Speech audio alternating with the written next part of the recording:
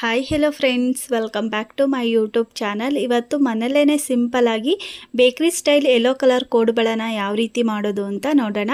ಮಾಡೋದು ತುಂಬಾ ಈಸಿ, ತುಂಬ ಟೇಸ್ಟಿಯಾಗಿರುತ್ತೆ, ಕ್ರಿಸ್ಪಿಯಾಗಿರುತ್ತೆ. ಇವಾಗಂತೂ ವಿಂಟರ್ ಶುರುವಾಗ್ತಿದೆ, ಮಕ್ಕಳಿಗೆ ಏನಾದರೂ ಒಂದು ಸ್ನ್ಯಾಕ್ಸ್ ಕೊಡಲೇಬೇಕು. ಆದಷ್ಟು ಮನೆಯಲ್ಲೇ ಹೆಲ್ದಿಯಾಗಿ ಸ್ನ್ಯಾಕ್ಸ್ಗಳನ್ನು ಮಕ್ಕಳಿಗೆ ಮಾಡಿಕೊಡಿ ಅಂತ ಹೇಳ್ತಾ ನೋಡಿ, ಇವಾಗ ಇಷ್ಟು ಕ್ರಿಸ್ಪಿಯಾಗಿರುವಂತಹ ಯೆಲ್ಲೋ ಕಲರ್ ಕೋಡುಬಳೆನ ಇವಾಗ ಹೇಗೆ ಮಾಡೋದು ಅಂತ ನೋಡಿ. 1 ಬೌಲ್ ಅಕ್ಕಿ ಹಿಟ್ಟು, ಹಾಗೆ ಒಂದು ಚಿಕ್ಕ ಬೌಲಲ್ಲಿ 1 ಬೌಲಷ್ಟು ಚಿರೋಟಿ ರವೆ, ಹಾಗೆ ಸ್ವಲ್ಪ ಅಜ್ವಾಯಿನು, ಬಿಳಿ ಎಳ್ಳು, ಉಪ್ಪನ್ನು ತೊಗೊಂಡಿದ್ದೀನಿ. ಇವಾಗ ಒಂದು ಕಡಾಯಿನ ಇಟ್ಕೊಂಡು ಅದಕ್ಕೆ 1 ಬೌಲ್ ಅಕ್ಕಿ ಹಿಟ್ಟು ತೊಗೊಂಡಿದ್ದೀವಲ್ವ, ಅದಕ್ಕೆ 2.5 ಬೌಲಷ್ಟು ನೀರನ್ನು ಆ್ಯಡ್ ಮಾಡ್ಕೊಳ್ಳೋಣ. ನೀರು ಸ್ವಲ್ಪ ಕುದಿ ಬರೋ ತನಕ ಬಿಡಬೇಕು. ಇವಾಗ ನೀರು 1 ಕುದಿ ಬಂದಿದೆ. ಇವಾಗ ಇದಕ್ಕೆ ಅರಿಶಿಣ ಪೌಡರನ್ನು ಆ್ಯಡ್ ಮಾಡ್ಕೊಳ್ಳೋಣ.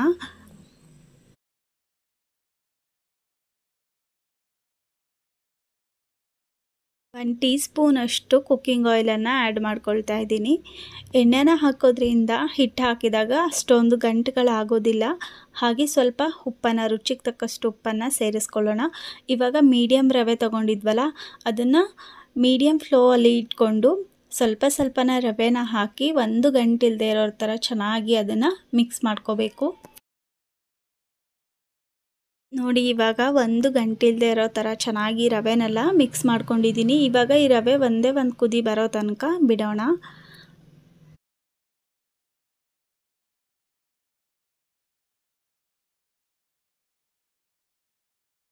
ಇವಾಗ ರವೆ 1 ಕುದಿ ಬಂದಿದೆ.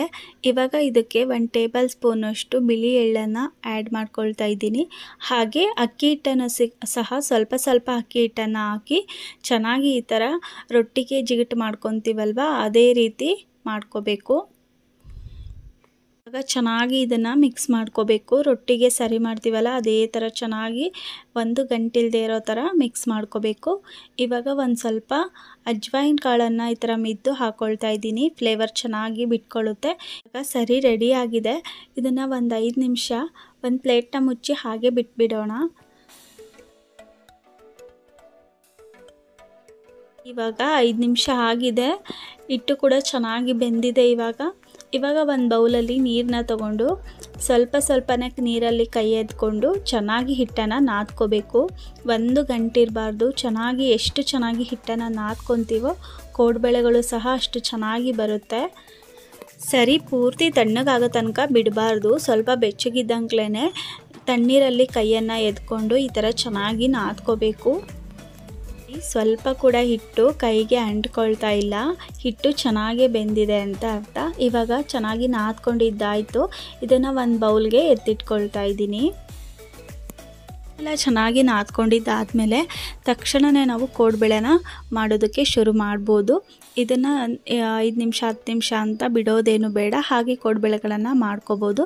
ಇವಾಗ ಒಂದು ಮಣೆನ ತೊಗೊಂಡು ಅದಕ್ಕೆ ಸ್ವಲ್ಪ ಎಣ್ಣೆನ ಹಚ್ಕೊಂಡು ಸ್ವಲ್ಪ ಸ್ವಲ್ಪನೇ ಹಿಟ್ಟನ್ನು ತೊಗೊಂಡು ಕೋಡುಬಳೆ ನಮಗೆ ಯಾವ ಸೈಜಿಗೆ ಬೇಕೋ ಆ ಸೈಜಿಗೆ ನಾವು ಕೋಡುಬಳೆಗಳನ್ನು ಮಾಡಿ ಇಟ್ಕೊಳ್ಳೋಣ. ಕೋಡುಬಳೆ ಹಿಟ್ಟು ಪೂರ್ತಿ ಮೆತ್ತಗೂ ಇರಬಾರ್ದು. ಮೆತ್ತಗಿದ್ದರೆ ಎಣ್ಣೆನ ಚೆನ್ನಾಗಿ ಹೀರ್ಕೊಳ್ಳುತ್ತೆ. ಹಾಗೆ ಗಟ್ಟಿಯಾಗೂ ಇರಬಾರ್ದು. ಒಂದು ಮೀಡಿಯಮ್ ಆಗಿ ಇರಬೇಕು. ನೋಡಿ, ಈ ಥರ ಸಾಫ್ಟಾಗಿ ಇರಬೇಕು.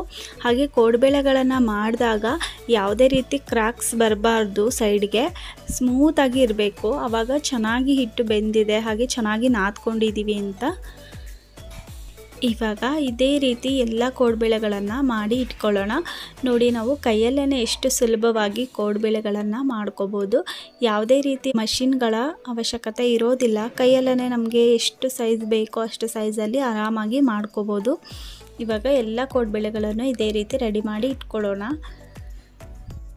ಇನ್ನೂ ಯಾರೆಲ್ಲ ನಮ್ಮ ಚಾನಲ್ನ ಸಬ್ಸ್ಕ್ರೈಬ್ ಆಗದೆ ನೋಡ್ತಿದ್ದೀರಾ, ಹಾಗೆ ಮೊದಲನೇ ಸಾರಿ ನಮ್ಮ ಚಾನಲ್ನ ನೋಡ್ತಿರೋರು ಸಹ ಇವಾಗಲೇ ಹೋಗಿ ಸಬ್ಸ್ಕ್ರೈಬ್ ಮಾಡ್ಕೊಂಡು ನೋಡಿ. ಹಾಗೆ ಪಕ್ಕದಲ್ಲಿರೋವಂಥ ಬೆಲ್ ಐಕಾನ್ನ ಕ್ಲಿಕ್ ಮಾಡಿ. ನಾನು ಮಾಡೋ ಪ್ರತಿಯೊಂದು ವೀಡಿಯೋದ ನೋಟಿಫಿಕೇಷನ್ಸ್ ಕೂಡ ಬರುತ್ತೆ.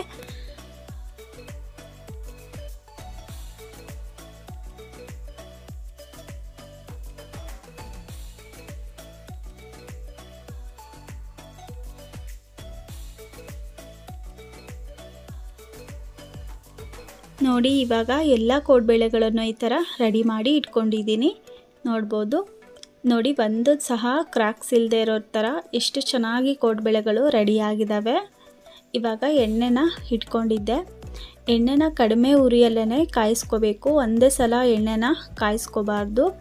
ಇವಾಗ ಒಂದೇ ಒಂದು ಹಾಕಿ ನೋಡ್ತಾ ಇದ್ದೀನಿ. ಎಣ್ಣೆ ಚೆನ್ನಾಗಿ ಕಾದಿದೆ. ಇವಾಗ ಎಲ್ಲ ಕೋಡ್ಬೇಳೆಗಳನ್ನು ಸಹ ಹಾಕ್ಕೊಳ್ಳೋಣ.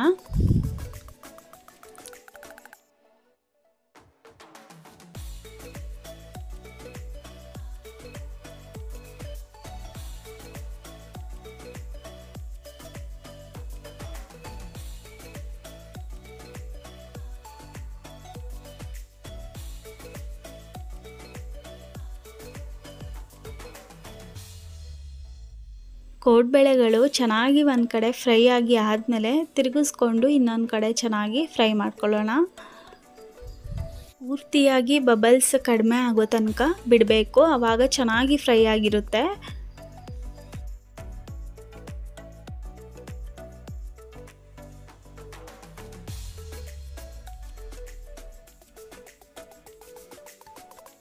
ನೋಡಿ, ಇವಾಗ ಬಬಲ್ಸ್ ಎಲ್ಲ ಪೂರ್ತಿಯಾಗಿ ಕಡಿಮೆ ಆಗಿದೆ. ಇವಾಗ ಕ್ರಿಸ್ಪಿಯಾಗಿ ಕೋಡ್ಬೇಳೆಗಳು ರೆಡಿ ಆಗಿದ್ದಾವೆ ಅಂತ.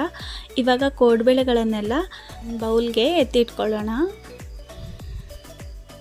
ನೋಡಿ ಫ್ರೆಂಡ್ಸ್, ಇವಾಗ ಕ್ರಿಸ್ಪಿಯಾಗಿ ಬೇಕ್ರಿ ಸ್ಟೈಲ್ ಯೆಲ್ಲೋ ಕಲರ್ ಕೋಡ್ಬೇಳೆ ರೆಡಿ ಆಗಿದೆ. ನೋಡ್ಬೋದು ಎಷ್ಟು ಚೆನ್ನಾಗಿ ಬಂದಿದೆ ಅಂತ. ನೀವು ಈ ರೆಸಿಪಿನ ಟ್ರೈ ಮಾಡಿ ಹೇಗೆ ಬಂತು ಅಂತ ನನಗೆ ಕಮೆಂಟ್ ಮೂಲಕ ತಿಳಿಸಿ.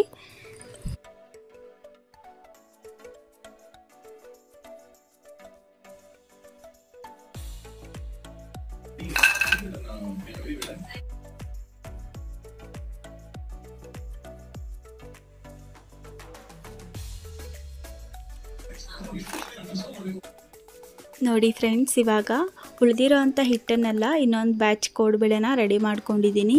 ಇವಾಗ ಇದನ್ನು ಸಹ ಚೆನ್ನಾಗಿ ಎಣ್ಣೆಯಲ್ಲಿ ಫ್ರೈ ಮಾಡಿ ಎತ್ತಿಟ್ಕೊಳ್ಳೋಣ. ಇವಾಗ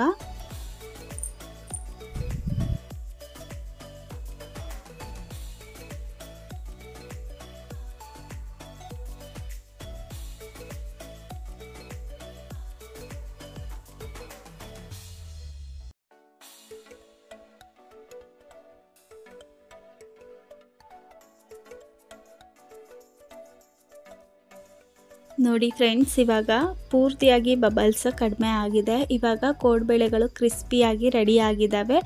ಈ ರೆಸಿಪಿ ನಿಮ್ಮೆಲ್ರಿಗೂ ಇಷ್ಟ ಆಗಿರುತ್ತೆ ಅಂತ ಅಂದ್ಕೊಳ್ತೀನಿ. ಇಷ್ಟ ಆದರೆ ಪ್ಲೀಸ್ ಒಂದು ಲೈಕ್ ಮಾಡಿ, ಶೇರ್ ಮಾಡಿ, ಕಮೆಂಟ್ ಮಾಡಿ. ಈ ರೆಸಿಪಿನ ಎಲ್ಲರೂ ಒಂದ್ಸಲ ಟ್ರೈ ಮಾಡಿ ಹೇಗೆ ಬಂತು ಅಂತ ನನಗೆ ಕಮೆಂಟ್ ಮೂಲಕ ತಿಳಿಸಿ. ಹಾಗೆ ಇನ್ನು ಯಾರೆಲ್ಲ ನಮ್ಮ ಚಾನಲ್ನ ಸಬ್ಸ್ಕ್ರೈಬ್ ಆಗದೆ ನೋಡ್ತಿದ್ದೀರಾ, ಪ್ಲೀಸ್ ಇವಾಗಲೇ ಹೋಗಿ ಸಬ್ಸ್ಕ್ರೈಬ್ ಮಾಡ್ಕೊಂಡು ನೋಡಿ. Thanks for watching friends. See you the next video.